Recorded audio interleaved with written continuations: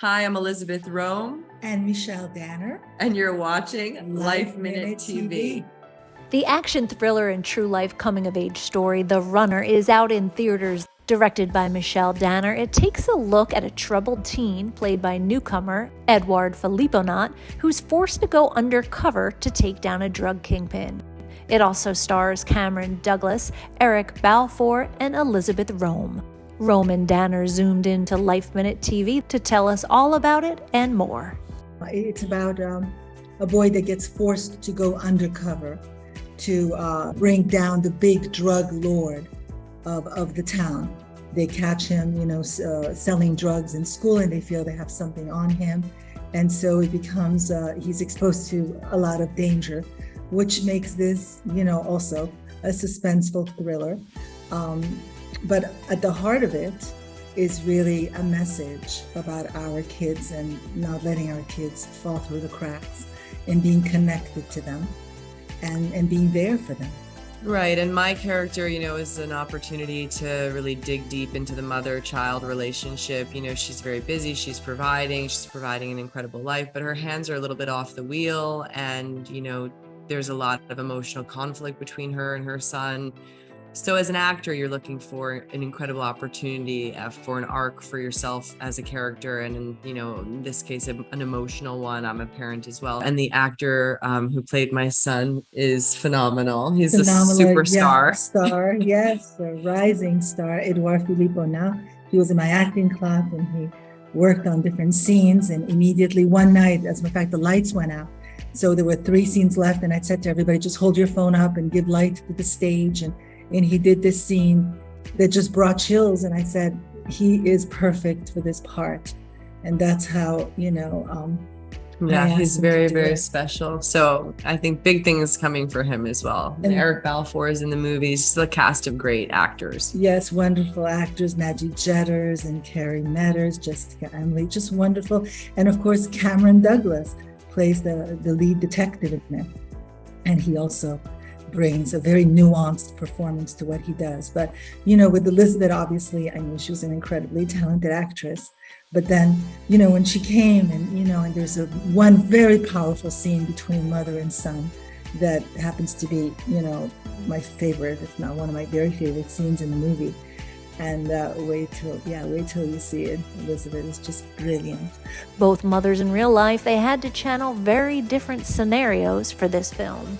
I have a very different relationship with my kid. I mean, we're very, very close, but, if you could imagine, acting on one hand, you plug in your life experience. On the other hand, you imagine what it would be as if to live something and you relate it to what you know. And, so it's this amalgamation of these different parts of your imagination and your life. And mine with my child is a very good relationship, but not knowing, not feeling like you're enough, not feeling like you have enough time, struggling to really deeply connect with your kid and hope that they have a good life. And when their life falls apart, as my parents always say, you're only as happy as your most unhappy child. So, digging into that, sort of, feeling inadequate as we do sometimes to be able to take care of everybody.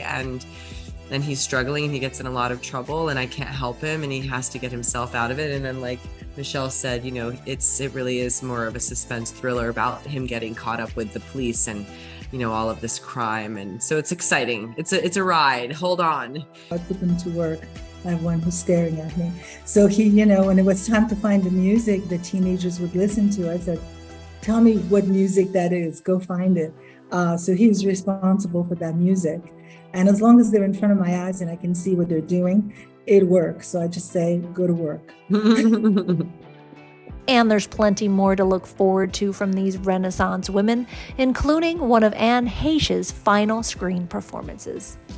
Well, I have a movie that I directed coming out September 17th on Lifetime called Girl in Room 13, starring Larissa Diaz, Anne Heche. I'm sure you are aware of the terrible tragedy for Anne and her family. So that is coming out September 17th, and we were all very proud of that film, as was Anne. Yes, this is a movie that I just finished shooting. I'm in the editing stages right now about how the Miranda rights came about. As a matter of fact, in The Runner, we have a scene where Cameron Douglas reads the Miranda rights. You have the right to remain silent. And for all the times I've seen it in every single movie and Law and Order show that we've seen it, and I've never asked, what is that story?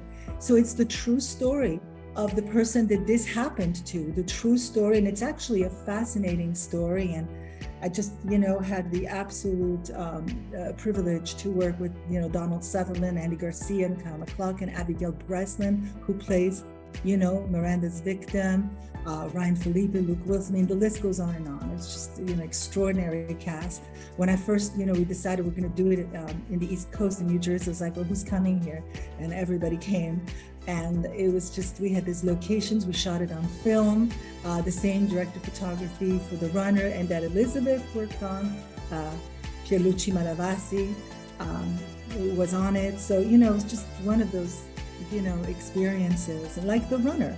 And now I'm basically, pulling my hair out in the editing room. So. And Danner's worked with so many acting greats. You're right. I have worked with lots and lots of actors. All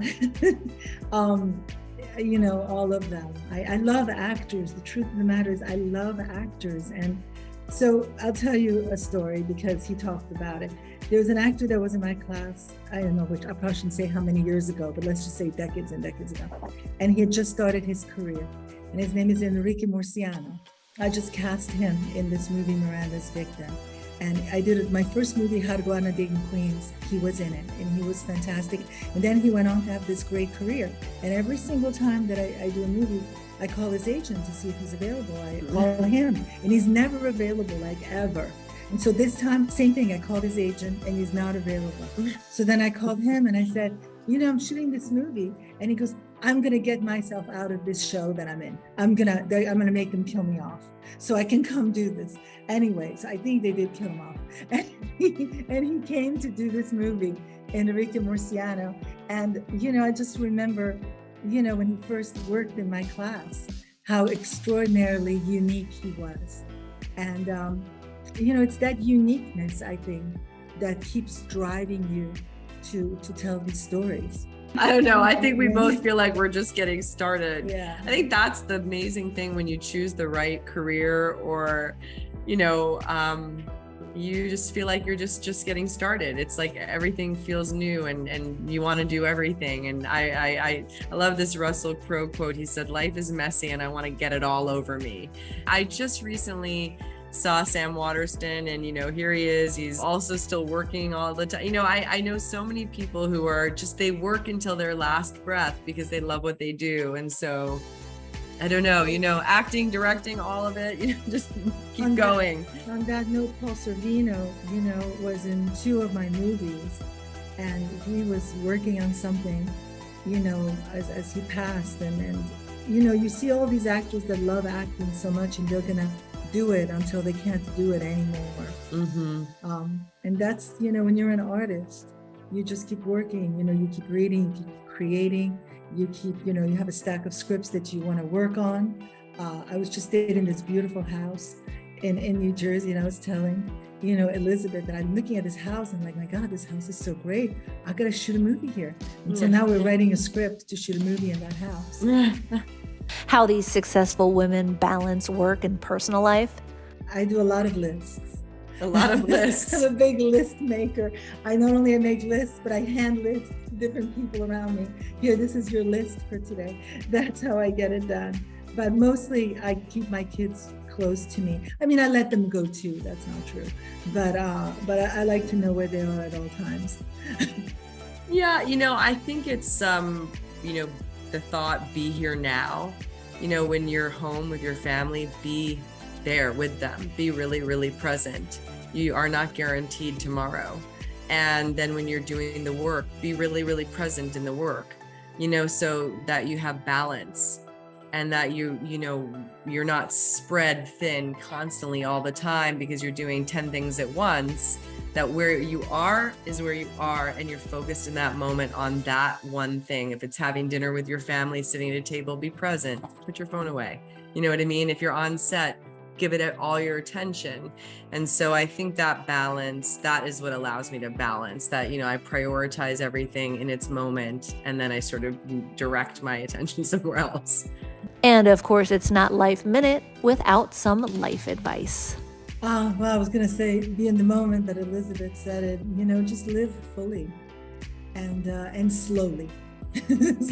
Yeah, that's one I'm still working on, is the relaxing slowly thing. But I would say it's what Michelle said, which is to dance with fear, to not identify it as something negative, to embrace it as a part of living that fully. Like she just said, living fully means you are going to be afraid at times. And that means you're doing it right and you're doing it well. And to find your flow with it and to just relax into it, because it means that you're actually really living. If everything feels calm and safe, you're probably playing it too safe. Exactly. Uncomfortableness is the key. Right. Be comfortable with discomfort. Yeah. To hear more of this interview, visit our podcast, Life Minute TV, on iTunes and all streaming podcast platforms.